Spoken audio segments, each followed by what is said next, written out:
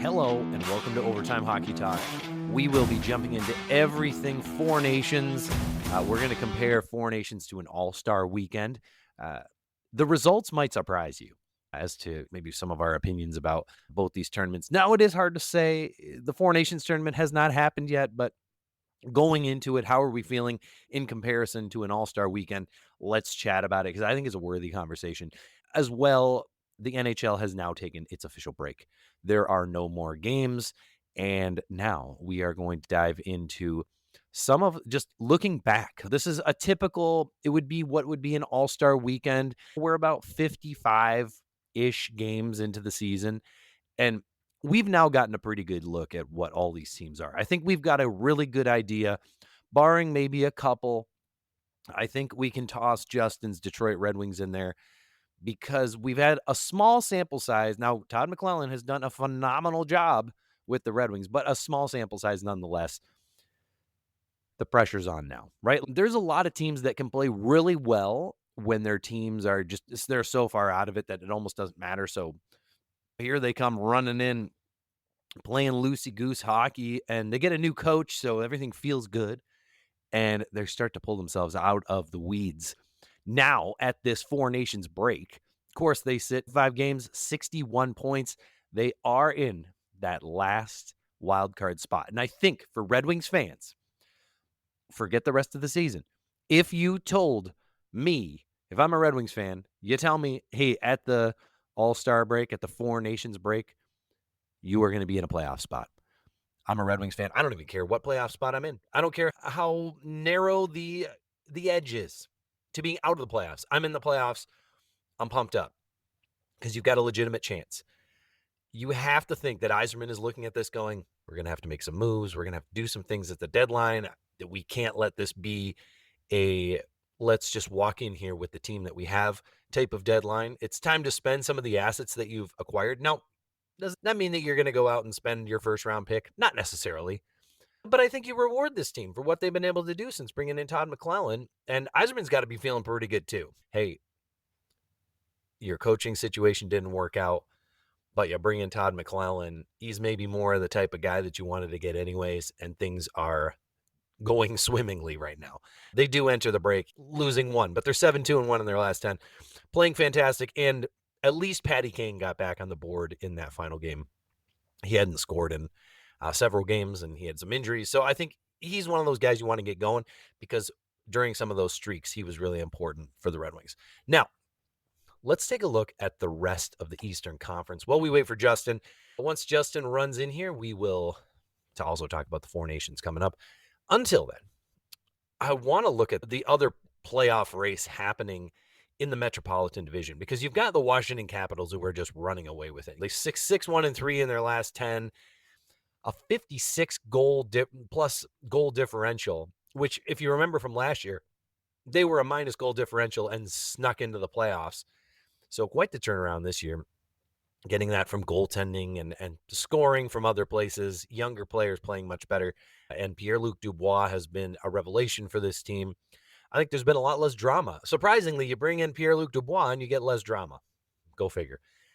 But not having to deal with anything with Nicholas Backstrom, I think that's helpful. Just not that he was drama, but you're just trying to piece together this team, and they came in much more solid, knowing who was playing where, and of course the goaltending has been fantastic for them as well.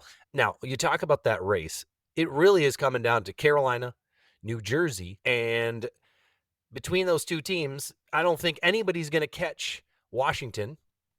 Sure doesn't look like it. 10 and 12 points back. But can anybody catch them? 60 points is the next Metropolitan team. And it's funny because back when we did our season previews, I think we both had 5 teams from the Atlantic making the playoffs. We'll have to fact check ourselves on that, but I think that's where we had things landing. And right now it's proven to be true. The Ottawa Senators and the Detroit Red Wings holding up those 2 wild card spots. Granted, Columbus has gone on a little bit of a dip. Ottawa hasn't been as great lately. Lost their last 3. They're only 5-5 over their last 10. And the Boston Bruins have the bottom's fallen out. The Rangers aren't really getting any better, although they did bring in JT Miller, and I think they'll be excited to see what can he do in the final 27 games left in the season. Can they pull themselves back in it? They're only 3 points out. They certainly could find their way into the playoffs, but it doesn't seem like anyone's going to catch the Hurricanes or the Devils. Those two teams are just going to be battling it out for home ice advantage. It's almost, it feels Toronto and Boston, Toronto, Tampa. It's like those years where it was almost a foregone conclusion. Like, no, they're going to play each other. We already know it. We've known it since January. And that's the way that this feels. So you've got to go into that Atlantic division where, man, it's much tighter. Florida's at 71 points, the Leafs at 68, Tampa at 66, and then the Senators at 62, Red Wings at 61. So only 10 points separates first to fifth, which is a far different scenario in the Metropolitan where there's just no one's even close to the Capitals right now. What is it? 22 points separate first and fifth. So I was just alerted that Justin will be hopping on here in a minute. So we'll dive into Four Nations, but I'm not sure what to think here about what's happening with the Leafs, because they had actually a pretty decent little lead, a 4-point lead over the Florida Panthers. That lead has evaporated, and now they're 3 points back of them. Not granted, 2 games in hand. That could turn around. Only a plus 13. They are, in terms of goal differential, the only team in their top part of their division outside of the Minnesota Wild, who are only a plus 4, that in that goal differential. And it's been killer with their goaltending. They've lost so many man games to injury. When you look at, this is actually only through January 31st, because it's tracked at the end of each month using the site I use, which is nhlinjuryvid.blogspot.com, if you can believe it or not. Yes, that still exists, Blogspot. The Leafs right now have lost 29 man games to injury at the goaltending position. There's only a few teams with more. The Chicago Blackhawks have lost 28. The Vancouver Canucks, of course, 29, with Demko being out. And those are the only 2 other teams that are really within significant range. And it's not like Chicago, it almost doesn't matter. Utah 22, and then San Jose 23, so it's relatively close. But as far as really good teams, Toronto's looking at this going, we're getting killed in net. And goaltending was not necessarily their strength. So that absolutely hurts. You have some guys that are solid goaltenders. I'd say like B-level goaltenders. Maybe not, they're not in the top 10, but they could get the job done given a certain scenario. Stolarz has looked pretty decent when he's been in there. Really nice stats. Wall, I think, is a guy who needs some time spent in. He needs to get comfortable, and he just can't seem to find that. And that was the worry when they signed him to that contract, was what if he gets hurt again and he's not able to find that groove? He's definitely a groove type of goaltender, and that's been iffy. So if they can stay healthy, and maybe this Four Nations break is going to be good for them, but if they can stay healthy, then perhaps some things start to turn around for them. But that goaltending position has definitely hurt them. But on top of that, my goodness, I think they're the only team. Now, Colorado has lost 171 man games to injury due at the forward position alone. The San Jose Sharks at 131, with Toronto at 139 is good for second, first, and obviously in the Eastern Conference. And some of those injuries have been significant. Austin Matthews, Mitch Marner. Like, we're not talking about fourth line players being out. We're talking about John Tavares. Talking about their best players. And I think it's like William Nylander, Morgan Riley are probably the 2 guys who you would look to and go, yes, they are some of our main contributors who have actually played every game. So it has been an injury-riddled season for the Leafs. Some of that could be they're getting up there in age. I know nobody wants to say it because it feels like Austin Matthews is still young, but no, he's actually not. He's almost been in the league for, this is like year 10. Can you believe it's year 10? That makes me feel old. These man games lost to injury can sometimes be a little bit of a sneaky stat, because you could have somebody who's been out since the beginning of the year anyways, and maybe they wouldn't contribute that much, but they count towards it. But for the Leafs, there really isn't that type of player. They have been absolutely swamped with injuries, and that has been hurtful. But I think it looks like they're going to come back out of the break from Four Nations pretty healthy, and that is important. I look to them as a team who's going, none of this really matters. Like, we have to get in. And of course, is there always a danger that you won't get in? Sure. But I think it's pretty glued in there. They're going to make the playoffs. Things could go really wrong, It's not like you can just take every night off.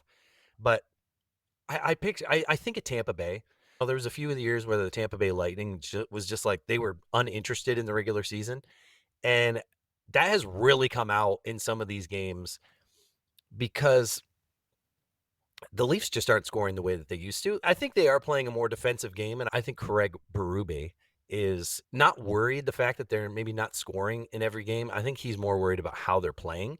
And there were some of those playoff games where it was like they're just getting trucked and they were down by so much there was no chance of them coming back, or they're having to come back down 3-0, 4-0.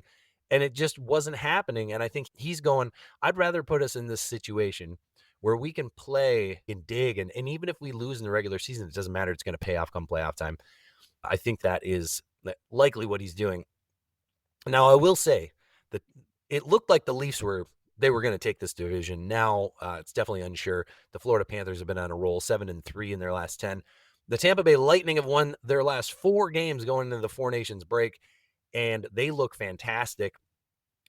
They may be the best team in the Atlantic right now, and 66 points, only two points back of the Leafs, and they're a plus 44 in the goal differential. So definitely the way they're winning looks a lot better, right? But Toronto has an opportunity here to still grab this division, and I think it's really what they need to do. There's got to be a year where this team isn't in the 2 or 3 spot. They win this division, they go and they take on a wild card team, they chug through, get this wild card team out in 5 games, and we get to see second round matchup against maybe the other wild card team. It feels like there needs to be that year if they're going to get through where they need to have an easier first round. And that's been the case. You want to see a team with an easy first round. There he is. Yo. I just couldn't keep myself from shutting up. So I already started the show. It's fine. I was just talking about looking at the standings and some races right now. Okay. But before we jump into something else, I was talking a little bit about the Red Wings, and they've been a focal point for some of our shows the last few weeks. But now that we're settled in, we're going into the Four Nations break. Barring the start of the regular season with that other coach, we don't even talk about him. How are you feeling going into the break? Feel pretty good, actually. There are a couple spots, I think, of concern. Obviously, the Wings, when you look at, I guess, what happened against Tampa the other night, that was a little bit of a concern. I think this break is going to be welcomed. There's still some lack of depth scoring that I'd like to see a little bit more of. The Red Wings have been phenomenal on the power play, just maybe a little lacking 5-on-5. It's obviously better than what we had with Derek Lalonde, but wouldn't mind a little uptick in that little category there. And Albert Johnson has been a nice little treat on that second line with Simone Edvinsson, but I do worry long-term, right, over the course of the next couple months, what you're going to get out of these 2 20-year-old defensemen on your second pairing. So what do you think they're going to do at the deadline? Because I mentioned that it just doesn't seem like Yzerman can just shoot blanks this time. No, and so that's the thing. If you're even close, I think the Wings were last year. We're going into the last couple of weeks, they were only a few points out, or even if they're still in the wild card, I think regardless, you have to do something, even if you really think, yeah, we get in the playoffs, we're probably going to bomb out. Maybe we take it 6-7 games, whoever we play, whether that's Washington or maybe Florida, Toronto. But I think you still have to do something because you have to tell the fans that, 1, I believe in this group, and 2, you have to let the actual players themselves know, hey, this is a reward for what you guys did, right? You guys got us here. You got us close to the playoffs. Let me go out and get something for you to help just ease those last few weeks. And just so that, again, when you're making that stretch run down those last few weeks, you're not really sitting there worried or tired, exhausted. You have some fresh blood in there, and it just gives them a little pep, right? A little bit something. It's like taking a little energy drink sometimes for some of these teams when they get a nice little pickup at the deadline. Agreed. Sorry, my light went out. I saw it was nice. I had it plugged in, but the plug to the plug wasn't plugged in. That's a problem. That's a problem. Yeah, I got a few plugs down here in the basement. There's not many outlets on the walls, so I got to run some extension cords. I was looking at it, trying to figure out who would be a good fit, and man, I just can't get away from Brock Besser. Ooh, yeah, okay. You need a guy. You can't go out. If you're going to spend any resources, you're not going out and getting, like, who cares if you can go get, I don't know. I guess Jason Zucker's having a nice year for the Sabres, but I don't think he's the answer.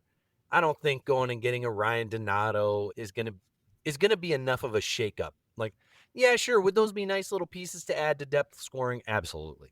But I want to see them go out and grab somebody of significance, like somebody that we know could make a difference in the playoffs. Like Jason Zucker, there's been a few times when he was traded at the deadline and things just like he's not really much of a playoff guy. Look what he's doing right now. He plays for a garbage team and he's having a good year. Ryan Donato plays for a garbage team. He's having a good year.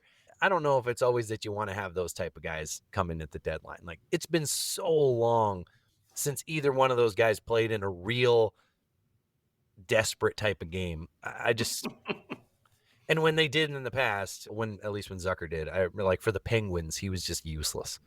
So I want to see them go and get somebody legit. Go get me Brad Marchand. Wow. Okay. I've heard his name on the block a little bit, but for me, if I'm the Wings, I want a second line center. I think that's where this team needs it more than anything else, because if you move Andrew Kopp and JT Compher on that third line and you put them with maybe a Patrick Kane or even a Vladdy Tarasenko, I think you got enough firepower in that third line to really do some damage to other teams as third lines, right? And then, of course, they're still responsible defensively enough to where I feel confident of them going out playing against the Sidney Crosbys and McDavids of the world. But that second line, when I see them roll out, I don't know, just seeing Andrew Comp centering a line of Patrick Kane and Alex DeBrincat. I love DeBrincat. I think Patrick Kane's better suited on a third line where he doesn't have to worry about a lot of 5-on-5 play and he can take his PP1 minutes and really capitalize. But yeah, I don't know. Second line center is where I want, but unfortunately, there's just not a lot of options. I know Casey Middlestad's name has been thrown out there recently, and we've heard Dylan Cousins. Maybe Cousins is an answer. Brock Nelson wouldn't be like he can play center. He could, but I think if the Wings are going to take a swing for a guy who plays second line center, let's think long term here, right? Let's not go after. That's why you hear Dylan Cousins' name thrown around. Would I take him at $7+ million? No, maybe 5.5, 6. I would consider that. All right. Yeah, I just think they need to make a splash. That's where I'm at with them. We'll see. Let's see how they play coming out of this Four Nations, because it's going to calm everybody down, right? Like we're taking 10 days off or something like that. Yeah. Guys are going to come back a little more healthy, at least the ones who aren't playing in the tournament. People are going to come back more rested. And I think maybe some of the teams that haven't been playing well that should be maybe able to turn the corner a little bit. I want to see, are the Red Wings for real? Was this just a nice bump because they got a new coach and now we take this little break, and is it going to be the same? Or is this a little like, are they going to come back down to earth? And now I think, I said it when I earlier in the show. I said I think that if you had started the season and you said, "Hey, the Red Wings are going to be 61 points. They're going to be like 6 games above 500. They'll be 1 point into the playoffs at the Four Nations." I think you'd go, "Great.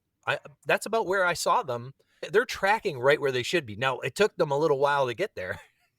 It took some events to put them there, but they eventually got to that spot.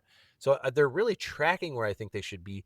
However, I don't know that they can continue this pace.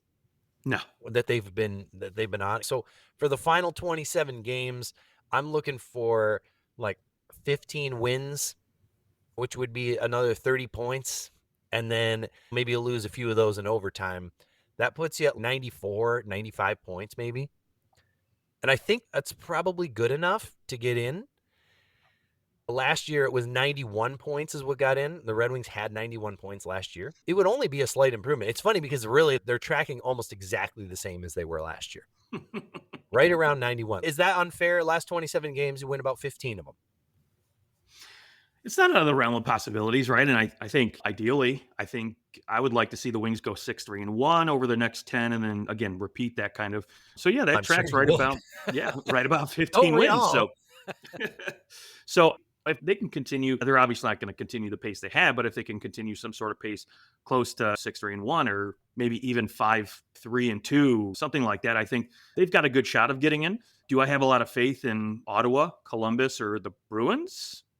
I have more faith in Ottawa than any of those teams. I think Columbus has been a great story. Don't get me wrong, but I think that how long can they sustain such success with guys like Sean Monahan and, we've seen half their team get injured at this point in the year. Dealing with those injuries and the goaltending that they have, I just don't see them, they'll make a little push, but I just don't see them there at the finish line. And same with Boston. I don't have a lot of faith down the middle for this team, and their goaltending has been bleh. So to me, the one team I do worry about, especially with the new infusion of talent, is the New York Rangers. I think they're going to be the team pushing Ottawa and Detroit for one of those spots. We are on the same page. Yeah, okay. He wasn't even here.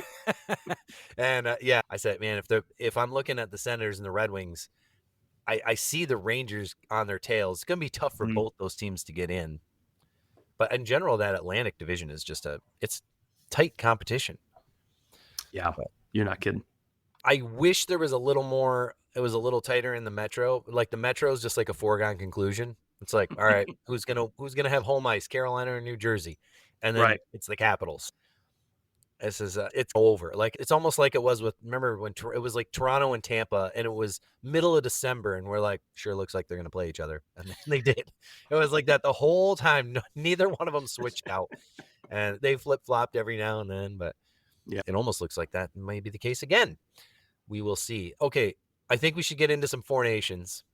Let's do it. Because it is upon us. Sidney Crosby has officially entered the chat for Canada. He will not be replaced. And we passed the 5 o'clock. It's about 5:27 now. The rosters are set. Is there anybody that you saw that was out? Any replacements? Drew Doughty came in, right? Yes. He came in for Pietrangelo. And I think that's a fine replacement. You got to grab somebody. Why not be a two-time cup winner, two-time gold medal winner for Canada? Right. What a luxury. Dang it. We have to have Drew Doughty on our team. Shoot. Terrible. Let's be honest. No one else is playing really besides Cale Makar. He'll be out there 30 minutes a night. So the power play, they were talking to Seth Jarvis because he's playing on the penalty kill. So, of course, in practice, he's playing against power play, which was McDavid, Crosby, Reinhart, Makar, and, oh, my gosh, who am I missing here? McDavid, Reinhart. McKinnon. Sorry, Nate. It's just ridiculous. You only need those four. Imagine those four guys on the ice. And then you add in Nathan McKinnon being touted as the greatest line to play together since Lemieux, Gretzky, and Howardchuk in '87. I think it's fair. It is. I'm actually quite surprised because, and maybe they have thought about this, but I'm surprised we don't see Crosby, McKinnon, and McDavid on the same line. Just let those guys, because they have a bevy of centers to play with, right? You've got Brayden Point, Cirelli, Sam Bennett. You can even throw Sam Reinhart in at center if you wanted to, or Brandon Hagel. Those guys have played center before. So why not let the three best freaking players on your team just go out there and literally they would have their way with any line, I feel like. I think what they're doing with Crosby and Stone, so they've got basically the two guys who can go out there and grind everything up, but they are the best grinders there are. Like both guys can play great defense. Like no one's scoring on that line ever. And then you've got McKinnon, who the Crosby McKinnon connection is like those two guys might as well be married. And then you have to have Marner play with somebody. Like Marner he's a guy who plays with high level talent. He's obviously an elite player himself, but he plays phenomenally with high level talent. So you drop him in there with McDavid. And I think maybe that speed, like you're spreading out your speed a little bit with that, because Crosby, he's not slow, but he's not McKinnon. He's not McDavid. He's not McKinnon. You're not watching Crosby split the D anymore. That's not his game. It hasn't been for a long time. Doesn't need to. Right. And then the rest of the lines are Point, Marchand, Jarvis, Konechny's out with an illness. He will maybe draw in if he's better by game one, a couple days. And then we've got the Cirelli Hagel connection down there with Bennett. We've got the Florida line. So we'll see how that goes. And that team's going to be ridiculous. But it's not as if there's not incredible talent on the other ones. This tournament is okay. This is what I wanted to get into with you. Normally this would be the All-Star weekend, right? Normally we'd be sitting back and watching anything else but. That's where it would be like very much on in the background. Like I I don't know. I loved the hardest shot when I was a kid, and it was like Al McInnes. Something about it now just it's They not as tried too fun. hard. Yeah, maybe that's what it is. Take themselves Yeah. too seriously. I don't I know. missed the draft when they did the Well, that draft 3-on-3 was fun. draft. Yeah, and Oh, Phil Kessel was last and all that. I know. Yeah. I was trying to think, how does this tournament compare in my heart to an All-Star weekend? Mm. Like an All-Star weekend, I'm still like, oh, it's the All-Star game. Like, I'll put it on, I guess. I'll watch it. And I'm trying to think if I feel much different about this tournament in comparison to an All-Star game. Like, how deeply is this going to affect me in this tournament? I just don't think I know how to feel about it. And I am leaning towards this is basically an All-Star game. And I know the players are saying it's not, but I guess I need to be proven otherwise. Nah, I'm not leaning that way because one, I think there's a certain level of pride, right? When you put on that jersey with your country's name on the front, Sure. right? There's that little bit of pride that But goes what are along you with it. actually playing for? The Russians aren't here. Well, Leon Draisaitl isn't playing. Who is listen, I would probably love it if the Russians were here, or if they had just call it Eastern European team, right? Whatever. just give me the world. Do you remember when Yes, they did the North All-Star America. game? They would do North America and the world. Yeah, Did they do that more than once? They did that a couple times, I think. I yeah. think I in feel like Olympic years, there were times when they would do it. I know for sure in 2000 maybe it was 98. 98 might have been the world and the North American All-Stars. Now see, those are the All-Star games I actually remember. yeah. But see, the I'll look. difference with this though than the All Star game is I actually know that going in, these guys are actually going to give like a full NHL like level effort each game. They're going to check. They're going to go out there. They're going to grind. They're going to rip. I don't think it's going to be one of those All Star games where they go out like and yeah, like McDavid's going to try to make a little fancy dangle between the legs, and then normally in real life he'd probably get sideswiped and checked by Kachuk Right. right in the face and wrecked. Whereas on the All Star game, they don't do that. They just let the guy like make his move, and then Roberto Luongo's going to have fun and stack the pads and do a little spinorama or whatever. But here, I get the sense that they're going to give legit efforts. There's going to be hard hitting. There's going to be checking. There's going to be actual back checking. Um, it's going to feel like an actual playoff. It's going to have that playoff atmosphere It'll feel vibe. like a real game. I know Yeah. it'll feel like a real game. I'm not worried about that portion. Even if they give it their all, what comes of winning this? It's bragging right. Yeah, I know. If you're Matthew Kachuk, you can go down to Florida. You can go back after this game and kind of rub it in Sam Bennett and Reinhardt's face and be like, see this little first place trophy here? Just By the way, I was right. 1998 North America versus the world. They also did it until 2002. They did it 98 to 2002. So they did it 5 times. okay. I didn't think it was that much. And the world won twice. North America won 3 times. So, yeah. I thought it would have been more lopsided, but okay. Yeah. Then those were the only years that they did it. So, yeah, for whatever reason, they went back to the other one. But there you go. I really I want it to be great. I hope that it is. It feels like the hype behind it just hasn't been the same maybe yet. I don't know. When I was a kid, I remember obviously I was 1 year old when the 1987 Canada Cup happened. So I obviously don't remember that other than the highlights that I've seen. But I remember the 96 World Cup of hockey very vividly. It was probably right when I was old enough. I'm 10 years old. It's like the glory time for watching sports. When you're about 10 years old and you're like, these guys are the greatest ever. Everyone I'm watching heroes. are superheroes. And yeah, I remember watching that. And that was Canada won, I think, the first game in overtime. Or maybe, yeah, I think that was the order. Or maybe it was the Americans won the first game in overtime. Canada took game 2, and then Americans took game 3. I think that's maybe how it went. Look it up right now. Somewhere out there is a VHS recording of that I recorded over some home videos to record that series. And I'm sure I could find it. Yeah, Canada 4-3 in overtime, then US 5-2 and US 5-2. Yep. It was disappointing. But for you. I guess for me. Yeah. That was Mike Richter. That was Richter. He was on fire. But I vividly remember that, and I remember how exciting it was. I don't remember any of the prelim games. Like any of the lead up to it. I just remember it was like, this is Canada, US. I'm sure I watched them, but I that was a lot of fun. Maybe once we get into it and it starts, I'll start to feel it. I'm not feeling anything right now. Wow. Okay. You know what? If we get into game one and like the players, you see a lackluster effort, right? I always picture when I say you're just lacking effort. I don't know if you remember in the Super Bowl when Cam Newton had that one play where he fumbled the ball right in front of him, and instead of diving after, he bent down and then just immediately went back up.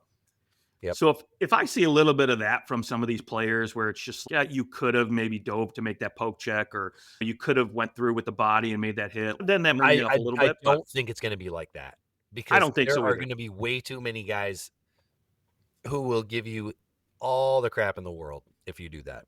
Yeah. And I agree with you. And they're going to be competitive. Yeah. And I think for a lot of these players, right, they're probably on the radar for the Olympics. And so I think this is like a pre-Olympics kind of practice or audition for a lot of these guys. They may not have an opportunity to play another international game again, too. Maybe a Drew Doughty, for example. This may be it for Crosby. Or Crosby. This is probably it for him. He's won his gold medals. He's got all those things. But it's probably it for Crosby. This is likely the one time that we get to see Crosby and McDavid play together. Crosby and McKinnon play together. Because remember, McKinnon, it would have been, 2016, McKinnon was on the bubble to make Team Canada. I don't think he made Team Canada. No, that was when he was putting up like 60 points. He had struggled in the beginning, and so that would have been his only shot, and he would have been really young, and that was a Babcock team. He probably would have destroyed him. Would have looked at his phone or something. Anyways. Yeah, sorry to go there. All right, give me your, before we move on to something else, who do you think is going to win? Ultimately, it's a toss-up between U.S. and Canada, but because it is a toss-up, I always have to go goaltending when I'm stuck. And Connor Hellebuyck, right? Yes, recent playoff history has shown us that he is not good at these pressure games, but I don't think there will be as much pressure for a guy like him for this sort of tournament. I think he's going to rise to the occasion. And plus, always in the back of his head, there is all that chatter. I think if he goes out and has a mediocre game, people start chattering a little bit, I think. But for me, I think it's going to come down to U.S.-Canada, but I think I want to say it'll be an overtime winner at the championship game for the U.S. Kind of similar how Crosby still haunts my dreams against Ryan Miller, but we won't talk about that. So, yes, that was a great moment. I think it's fair to say, if we were ranking these teams 1 to 4, we're going 4 is Finland, easy, like all day. But here's the crazy thing: they could still find their way into a championship game, because it is a very short tournament, and one slip up, they just have to play really tight hockey, and they could find their way in there. I think it's possible. We aren't looking at. You think about it, I think it was John Cooper. They asked him about the 87 team I was reading earlier. And it's like the difference between now and then. Crosby, McDavid, McKinnon playing together. Unbelievable line. And yes, maybe best line since Lemieux, Gretzky, Howard-Chuck. But he's like, the difference between McDavid and Braden Point is not as drastic as it once was, where like 12th forward on that team was an actual third line player. Like, now every player on that team is a top player on their own squad. Yeah. Barring maybe some of the, like a Seth Jarvis, who is definitely more of a defensive specialist type of player. Like, you have a couple of those, but they're still very good players. Right. And that's the difference, I think, in this, is that even the worst player on Team Finland is still a pretty darn good hockey player. We're not throwing out guys who are borderline NHL players. Oh. Yeah. And Finland traditionally plays a game where they clog the middle, they trap you, and they keep it low scoring. So, and I heard Teemu Selanne is going to come out. Ooh. Okay. I thought you meant come out as far as just come in, just be like an ambassador. I would love that, but yeah, for sure. And UC Saros, he can catch fire at any time. He's not having the greatest of year, but yeah, right, he could turn it on. And neither is Nashville. And so I don't know if his bad year is because of him, or if it's just, he's got a bad team in front of him, and now he's a little exposed. There's not a goalie in the NHL that would be amazing on a bad team. There's none. No one's winning the Vezina Trophy on the worst team in the league.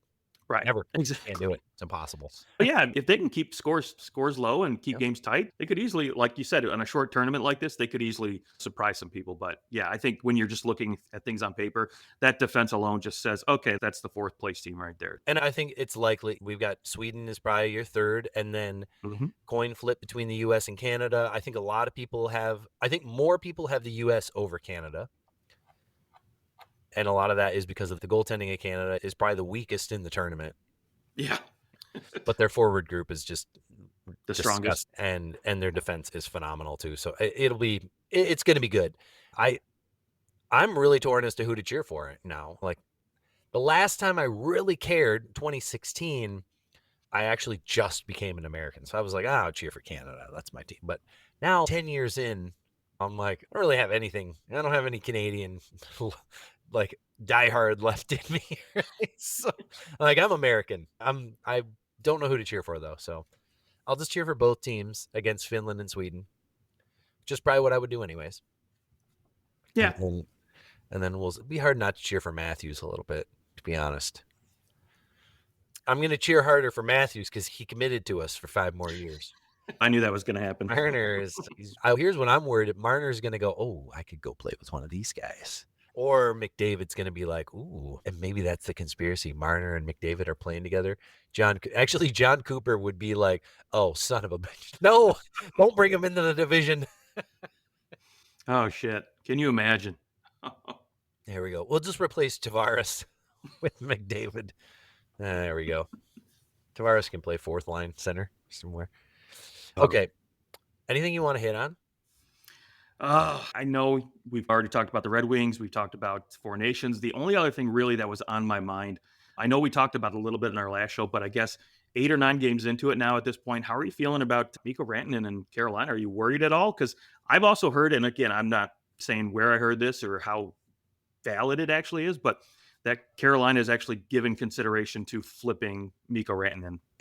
Wow, if they did, that would be insane. Right? I figure sometimes you got to give somebody a little longer than 10 games. Like he's never played anywhere.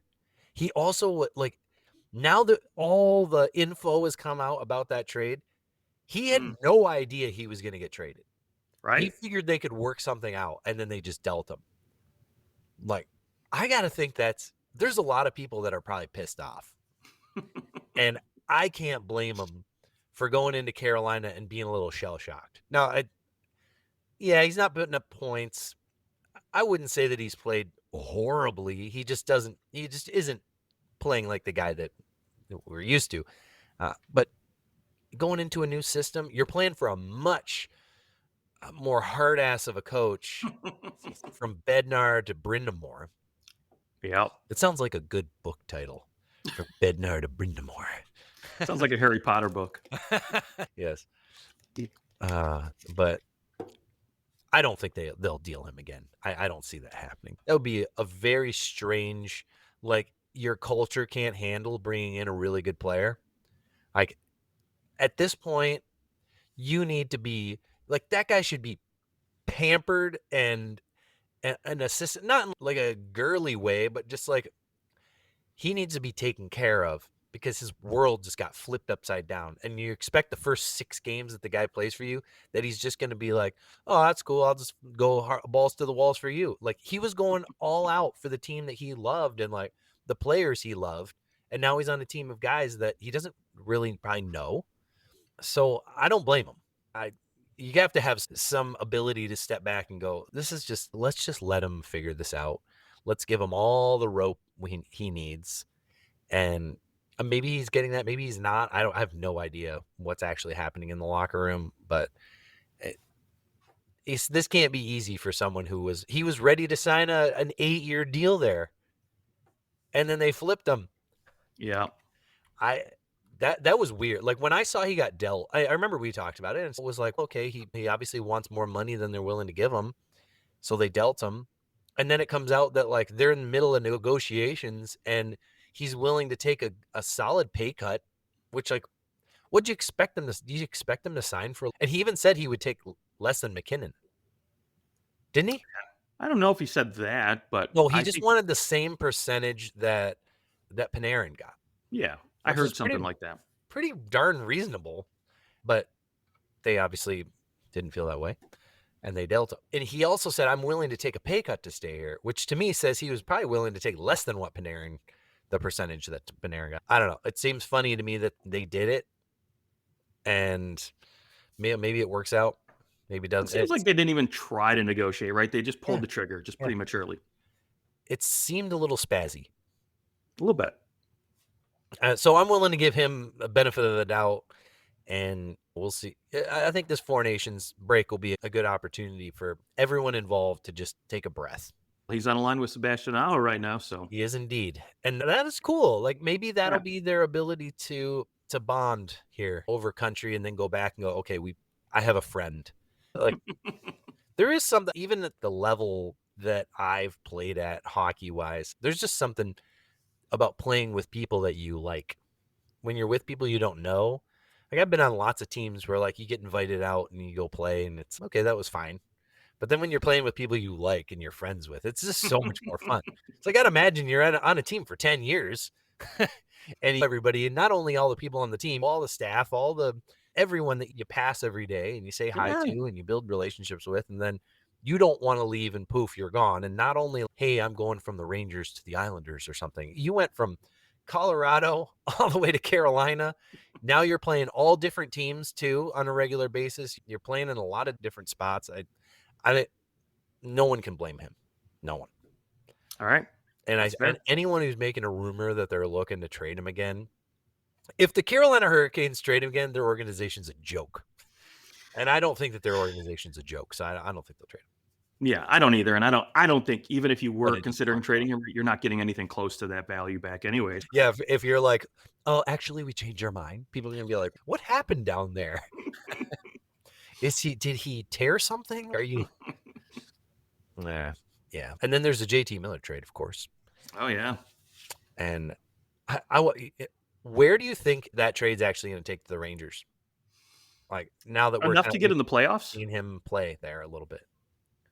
Yeah, I love the intensity he brings, right? And I think it's sparked a little something in Mika Zibanejad because we know he's been struggling pre-trade, right? He just really felt like he wasn't having the best of seasons, and you know what? Maybe it'll be enough to save Peter Laviolette's job at the end of the year, because I don't think they were going to fire him mid-season. But you would have scratched your head if they missed the playoffs after winning the President's Trophy, and you would have looked back and said, maybe that seat's a little warmer than we thought. I do think Miller's going to be enough to get them in the playoffs. Shesterkin's still obviously one of the best goaltenders in the world. So I think just that alone, I think it's going to do them well. And once they get in the playoffs, look, we saw what he did when he was in Vancouver. When they got in, he's intense and he brings it every single night. I think that's something that the Rangers, I don't want to say missed, but no team would say, let's have less of that, right? I would say they missed. I think also you could afford to bring him in after losing Trouba. Right. Trouba was probably more that guy in the locker room, and you have a hole. You got to fill it with somebody, and he's a great guy to fill that with. Now, I will say, JT Miller is somebody who, if I'm cheering for Team USA, like I think he has a possibility to be a sneaky good. Wow! At the end of the tournament, he actually led the whole team in points. Like, I could see it happening. Listen, that line he's playing on with Brady Tkachuk and Matt Boldy right now, they're going to cause some terror. They're going to go out there and be sandpaper all night, so that'll be fun to watch. And those two guys, I'm borderline worried. Please just don't hurt anybody significant. Only people on Team Finland. No. Only a fourth line.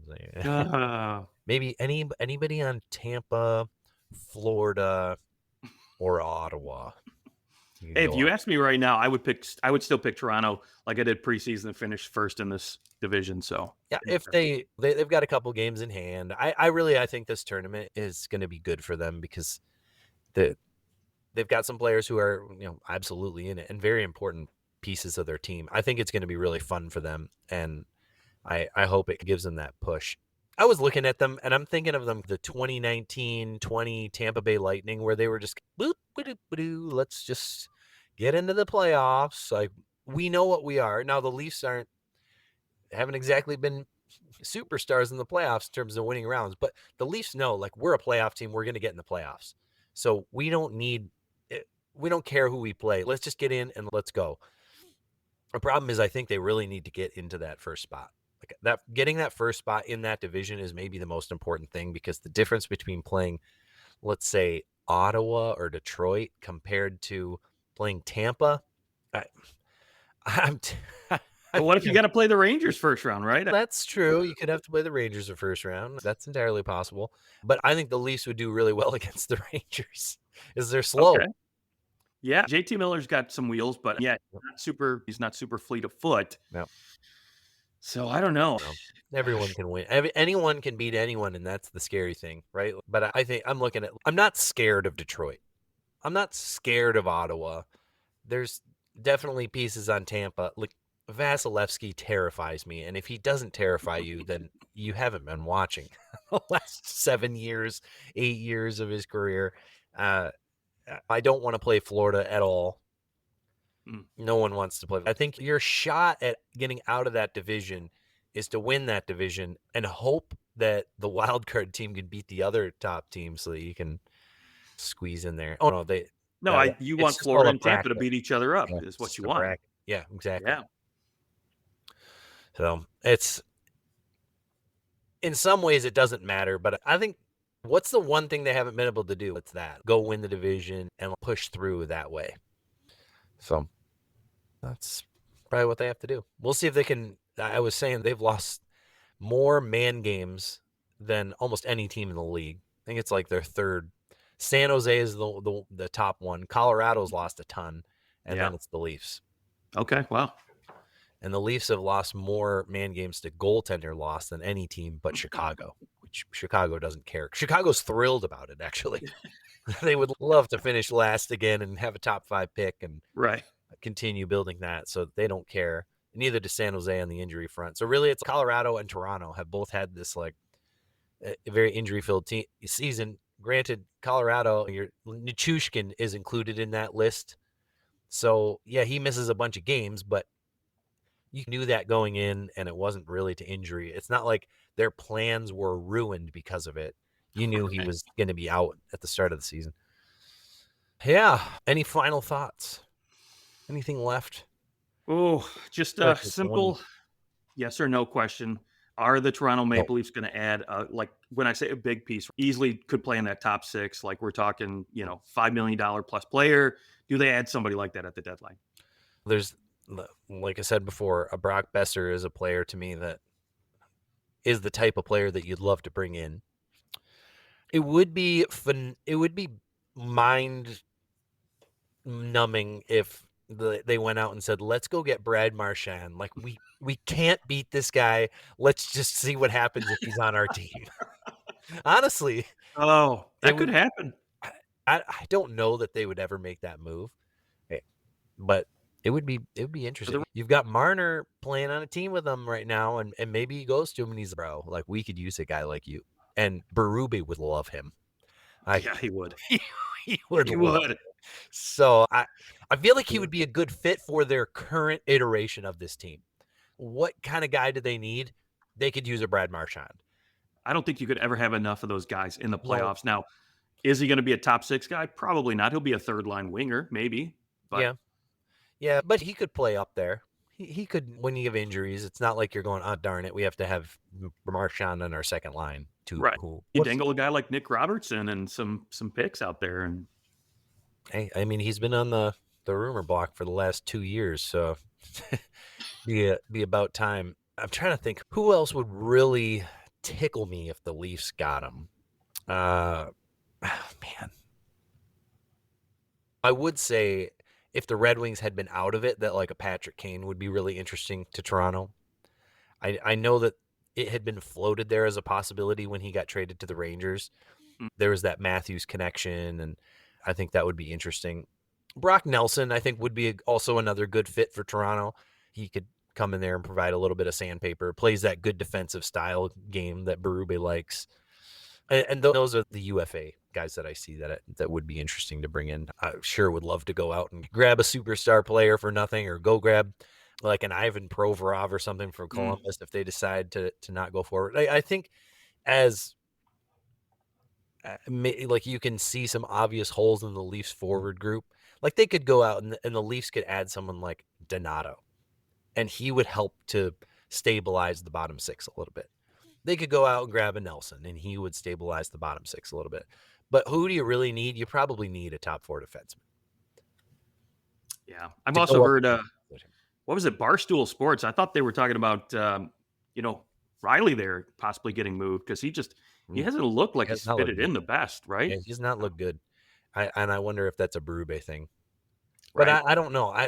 And maybe they move him now, but you would have to go out, move him, bring in another high-end defenseman, and then you still need to go out and get another high-end defenseman. That's a lot of maneuvering, and maybe you just have to look at this. Not every year is easy. He maybe needs a little bit more time under Berube to find his place. He just signed a long-term deal.